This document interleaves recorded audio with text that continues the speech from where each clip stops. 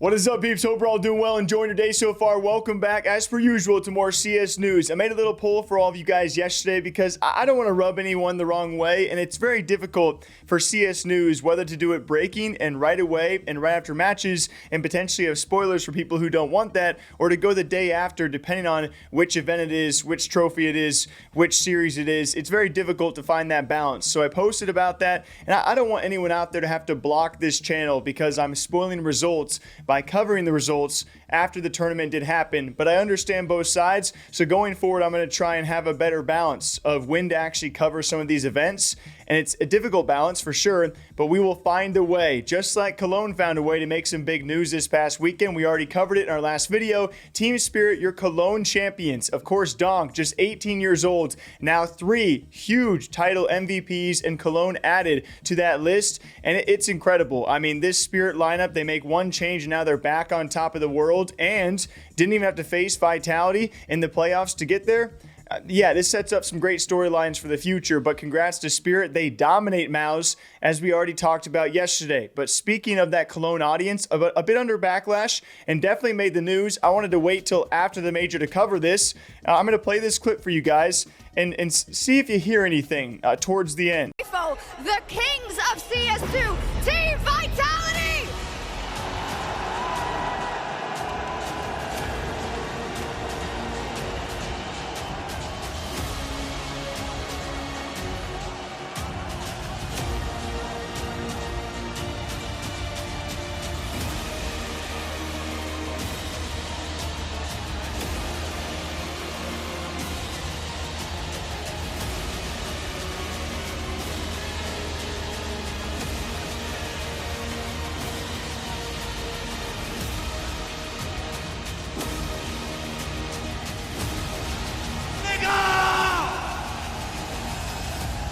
And I didn't catch that at first. I posted that clip on Twitter. It started picking up a lot of traction and eventually, I would say, went semi-viral. And it wasn't for the reason of the clip being a great walkout. It was for what was said around 40 seconds in.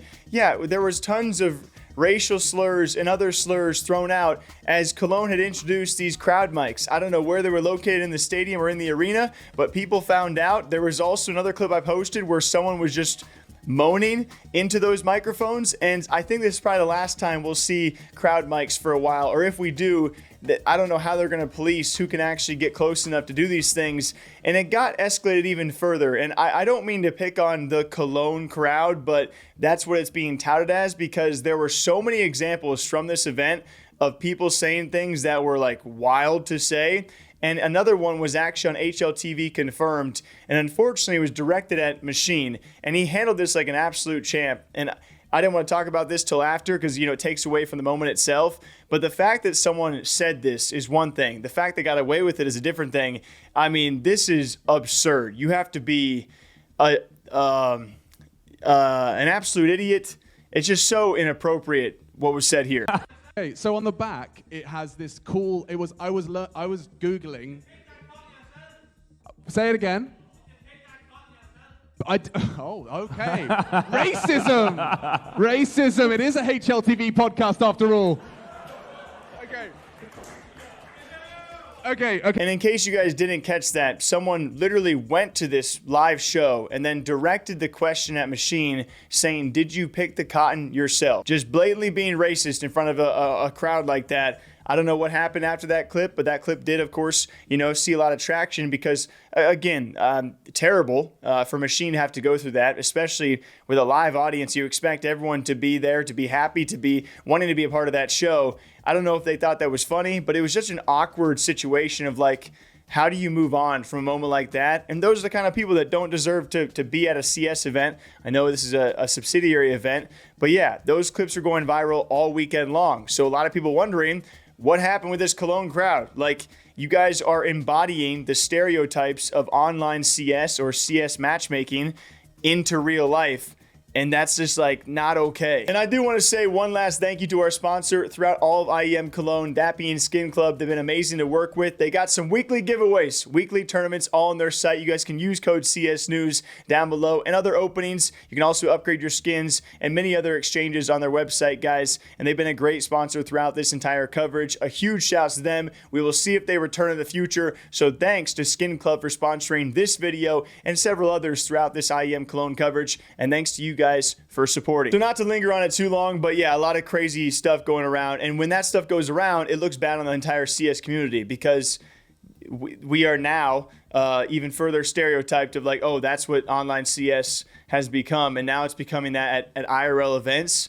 So it is what it is. But moving on from that one, we still had some big stories out there. A huge one coming from Donk live on stage, and an interview with HLTV afterwards. He has now mentioned this multiple times, a moment where he supposedly almost quit after last IEM Cologne, where him and Team Spirit placed just top 16. He said he nearly gave up. I believe implying here, and there's been some back and forth online about this, that he almost quit CS, or maybe was about to quit CS with the struggles they had the last Cologne. 1 year later, he's the MVP and champion of Cologne. Never give up, guys. Why was this one special? It was special because after we gained top 16 the previous year, I was almost giving up, literally. And I did a lot of work, and I had a lot of pain during this hard work, and now I feel like I got paid for this hard work, and it's so amazing feeling, because like I feel like relief right now, very strong relief, and I don't know what to say. I don't know, I was ready to give up after we lost in 2024 and gained top 16.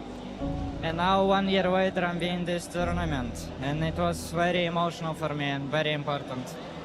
It's beautiful to see. What do you think about getting another MVP?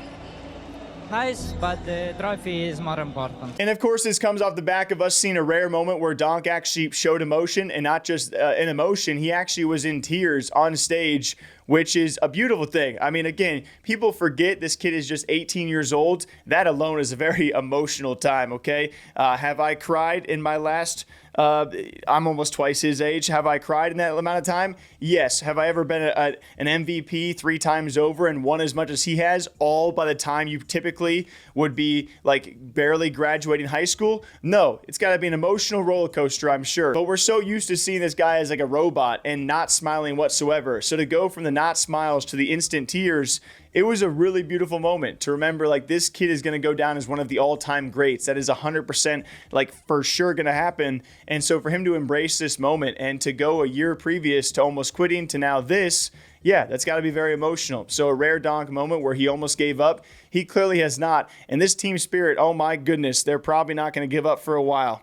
They're probably going to be here for a while, huh? And we saw a lot of mixed results from this IEM Cologne. I would say another decent run out of Furia, but a team that's kind of facing a little bit of a shift like Maus. I think Maus is a very different story when you have, I think we talked about it yesterday, 3 second-place finishes so far this season, and then just as many top 4 finishes. They are a playoff contending team time and time again, but can't get over that hump to actually raise another trophy, which they have done once, but everyone's saying you got to do more than once, and at least one more time throughout this year if this team wants to stick together. That kind of being heightened by the fact you saw Spinks take off his second place medal. He's not there for second place or top 4 finishes, and I'm sure the entire lineup is the same way. Another team out there contending is a team like Furia, another solid run here after a good major, a kind of a lackluster fissure, and now they make another run here. It is Fallen taking to Twitter to say, hey, you know, it might be around that time where I'm going to talk about considering retirement. You know, he's up there with a guy like Kerrigan for the oldest remaining players in the game currently.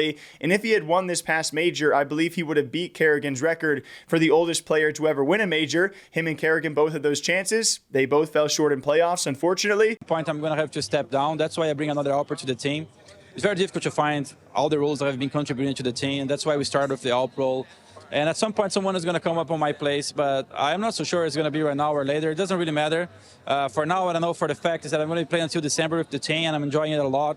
So maybe I'm going to see some personal things in life, and I can play for more. But regardless, Tour is here to stay, and I'm very happy with the new pickups. And I think we can go much further. It's just a shame that didn't happen here, but we're going to make it work. I think you guys can be very proud of the performances you're putting on display in here. But he also gave us the information he is at least going to be with Furia till the end of this year, which I think makes a lot of sense. And I'll be honest, I don't know what you guys have seen on the Fallen, at least this past Cologne and in the last series that I watched, he looks pretty freaking sharp for a 30-plus-year-old man doing multiple things in the server. I mean, he looks great, and I'm sure there's a lot of other stresses and things he wants to do with his life, and so it's kind of a sad sign to see Furia bounce back, and now we have Fallen saying, hey, it might be time to hang it up eventually, and I think that probably hinders on a lot of the back half of this year's results, and especially at the major, how can Furia do? So, I mean, there's a lot of contending storylines here. You know, what if Kerrigan wants to almost retire? What if Fallen almost wants to retire?